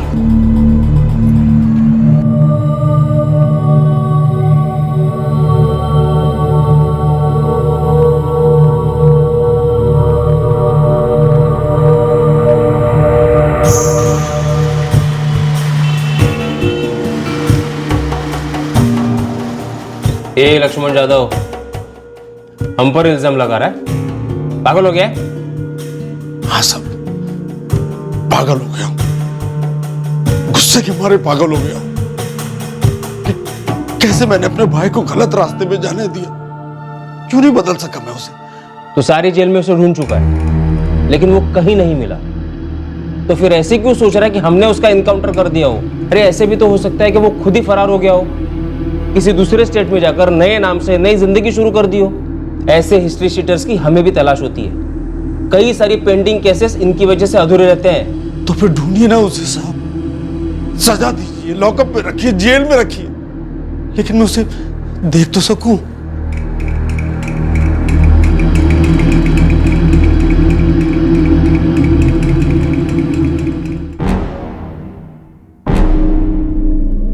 छब्बीस साल का है, हिस्ट्री शीटर है और 1 साल से घर नहीं लौटा है। और इसकी मिसिंग कंप्लेंट आ जा रही है? मिसिंग नहीं साहब, इस सत्यन जाधव को अरेस्ट किया गया था किसी मर्डर केस में। यह फोटो भी मेरे पास आया है। डिटेल्स में लिखा है कि 21 मार्च 2015 को ये घर से निकला और 22 मार्च को अरेस्ट हुआ था। तब से इसका कुछ पता नहीं। 21 मार्च 2015? हो साहब, 26 का है, तभी तो इसका फोटो आपके पास लेके आया। किसी भारी चीज से सर पर वार किया है और बार बार मारकर चेहरा भी बिगाड़ दिया गया है। जाहिर है पहचान मिटाने के लिए। Doctor, time of death? इसका मतलब मर्डर 21 मार्च की रात को हुआ होगा शायद। और हाँ, इनकी ब्लड स्ट्रीम में अल्कोहल के ट्रेसेस भारी मात्रा में मिले हैं और पेट में बहुत सारा अनडाइजेस्टेड फूड भी मिला है। मतलब शराब और खाने के तुरंत बाद मार डाला गया।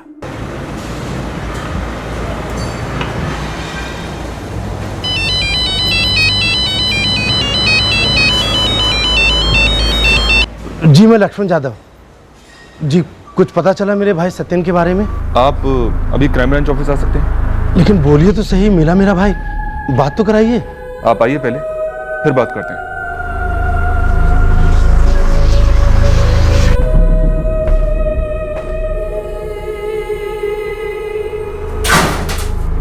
आप मुझे यहाँ क्या दिखा रहे हैं साहब? 23 मार्च को हमें एक लाश मिली थी। मौत 21 मार्च को हो चुकी थी, पर उस बॉडी की शिनाख्त अभी तक नहीं हो पाई।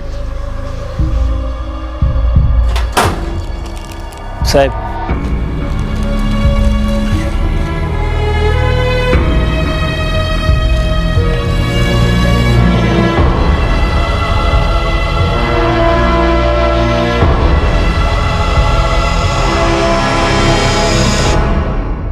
भाई नहीं, तावीज वावीज नको है मेरे को। बुरी नजर और बुरी संगत दोनों से बचाएगा तुझे ये। अब ज्यादा बात मत कर, ले। जबरदस्ती हो नहीं हो आहे गे। पता चला आप ही जादू टोना कर रही है मुझ पे। हाँ, मैं ही कर रही हूँ। तूने जो अच्छे से काम शुरू किया है वो बस अच्छे से चलता रहे। क्या मैं अपने भाई को देख सकता हूँ? लाश काफी बुरी हालत में थी, इसलिए उसका क्रियाक्रम हम लोगों ने खुद ही कर दिया। 21 मार्च पिछले साल मारा गया और मैं उसे पिछले 1 साल से महाराष्ट्र की जेलों में ढूंढता रहा। क्यों? उसे तो 22 मार्च को पुलिस उठा के लेके गई थी किसी मर्डर के केस में। फिर किसी ने उसका मर्डर कैसे कर दिया?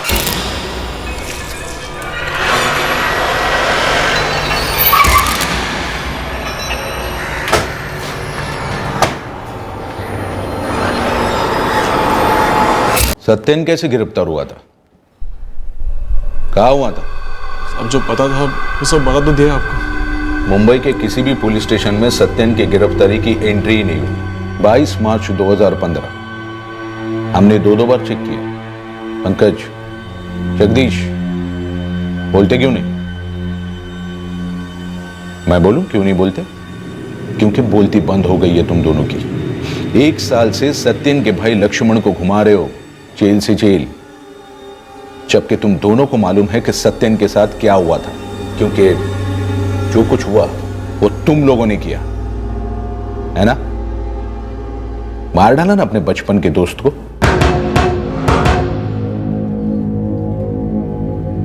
हे पंकज, ज्यादा मचमच नको है मला।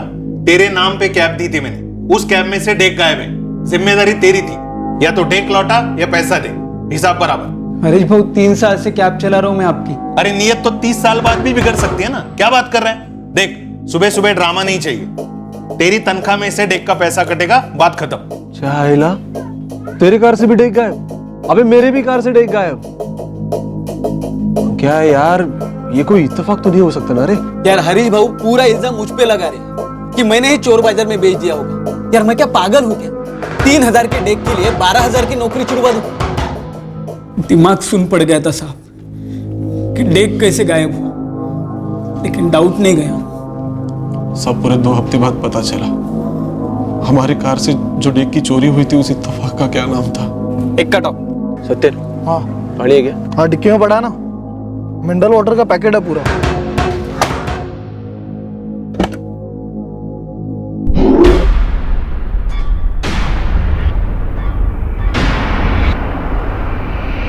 साला कल रात मेरे यहाँ सोया था और पता है सुबह उठता हूँ तो क्या देखता हूँ? चोरी की। सोच कहाँ से?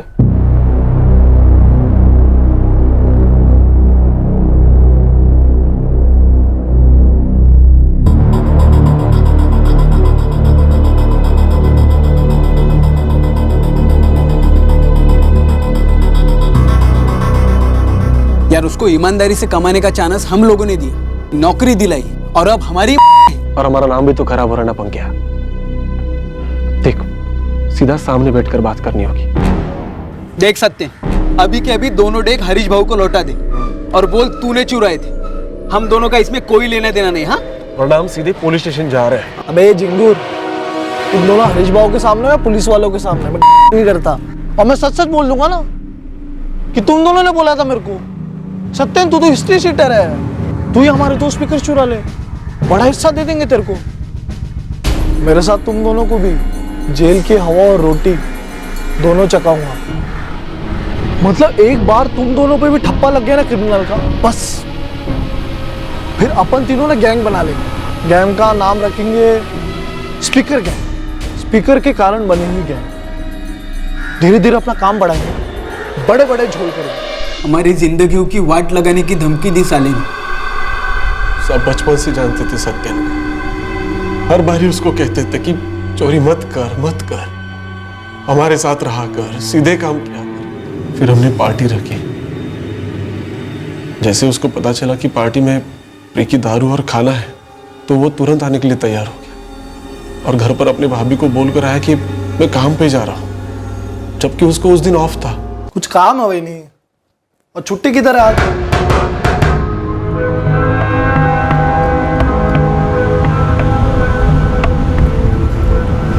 मैं जो स्पीकर गैंग की बोल रहा था ना, मैं सीरियसली बोल रहा था। ओके, अपन तीनों सच में गैंग बना सकते हैं और काफी बड़े बड़े हाथ मार सकते हैं।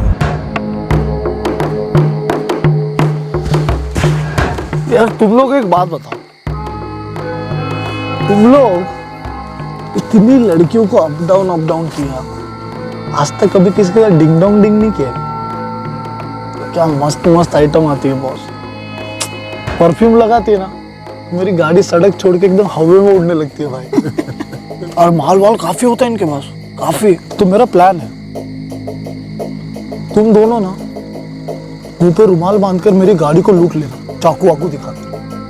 ऐसा ही सेम टू सेम मैं तुम्हारी गाड़ी के साथ करेगा। जबरदस्त तगड़ी कमाई है और पूरे टाइम चेहरा ढका रहेगा और हम कभी एक दूसरे का नाम ही नहीं लेंगे। किसने क्या किया किसको पता। सही बोल रहा है, कभी किसी को कुछ भी नहीं पता चला। हाँ, दुख इस बात का है यार, लक्ष्मण दादा पर क्या बीतेगी। देखा जाए तो हमने उनकी मुसीबत भी तो आसान की है। जो हो गया सो हो गया, अब आगे का देखते हैं।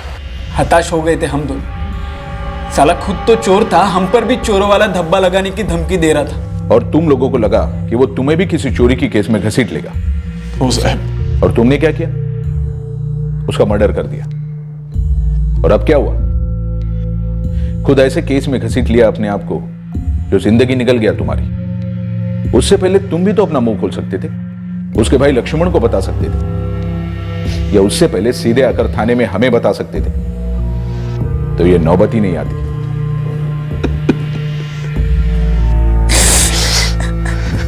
लक्ष्मण जी, 1 साल पहले जब सत्यन गायब हुआ था, अगर तब आपने उसकी मिसिंग कंप्लेंट दर्ज करवाई होती तो शायद उसका पता लगाने में इतनी देर नहीं होती।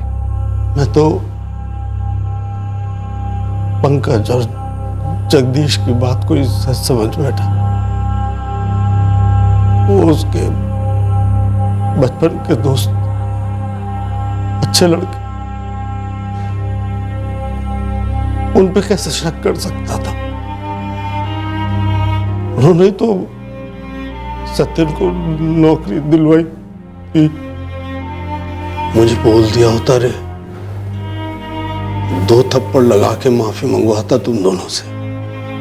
बचपन से लेके आज तक क्या कम थप्पड़ मारे थे आपने उसे? क्या कम डांटा था? कभी सुधरा? रत्ती भर भी नहीं सुधरा। तुम दोनों ने उसकी जान ली, क्या उससे सुधर गया वो? दादा, उस वक्त हमें उसके सुधार के नहीं, खुद के बचाव की पड़ी थी। और हुआ क्या? वो क्रिमिनल था। अब तुम दोनों उससे बड़े क्रिमिनल हो गए हो।